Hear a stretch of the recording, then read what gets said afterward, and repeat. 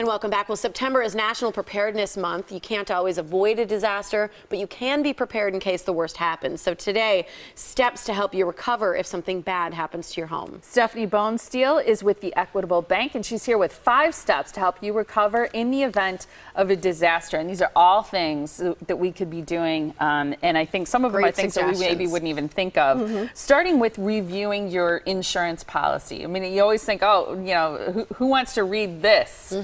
But it's important to know what's in there. Absolutely. I've been guilty of it, certainly. You get your bill, you pay your premium, that's it. You don't think about it again until the next billing statement comes. It's very important to review those documents once in a while. If you've lived in your house for a number of years, the value has likely increased, you've made improvements, you've collected more things in your home. Is your insurance policy still up to snuff? Is it going to cover everything? It's important to make sure that your policy will cover the rebuilding with today's construction costs, because it's you know, inflation. It will cost more to rebuild your home than if you built your home or if it was built, you know, 30 years ago. Do you want to, in your insurance policy, is that you're looking for things like just an overall number, or do you have to have specifics for jewelry, office equipment, artwork, things like that? You do. They're typically called insurance riders, and you want to discuss those with your agent. If you've inherited jewelry, if you've started an art collection, things like that may not be covered fully with just your typical policy. Yeah. What about inventorying your valuables? Is there a good way to do that? There's many different ways, and with technology, it's only gotten easier.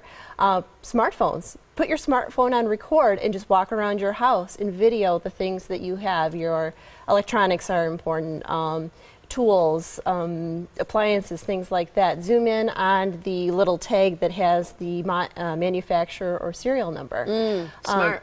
Because then you have it documented. You can also do pictures. You can also, you know, get a memo pad and record everything down. But really, with technology, it's become easier not only to document but also to store records of those things. Storing it. I remember in high school doing a cleanup after a tornado for a home in St. Peter, Minnesota. It was a big area that got hit and a lot of things destroyed. And I remember the family just being so distraught and so, you know, emotional over the loss of all their things, that just trying to remember in that moment what was in certain spaces of their home was nearly impossible. So just the idea of taking pictures of different areas in that event, just to help yourself out, because you don't even know the kind of mental distress that you'll be in those kind of situations. And you even mentioned, you know, a fire in your neighborhood to us during the break, and those kinds of things. You know, when you're going through that emotional part, you're not thinking, what was in my home office? You know, what was on that second shelf that was valuable? I can't picture it anymore. So having those pictures, I think, is important. Documents, too,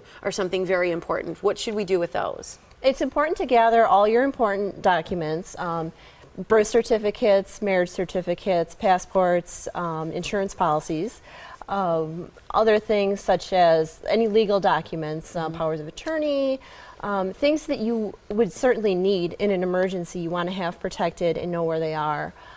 You can certainly put them in a safe deposit box at a bank, or if these are things you want to have on hand and reference on occasion, keep them in your home, but in a fireproof safe. Just make sure that that safe is secured to your home. Yeah, that's something I have not read before. You say either bolted to the wall or a floor. Yes.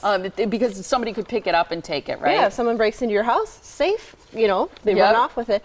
Or also a tornado, too. And if it's a small safe, I mean, if it's a big, heavy one, it probably wouldn't fly away. But if, you know, it's possible that it, you know, could be removed otherwise from your home. So just, secure it. Make sure it's not going to go anywhere.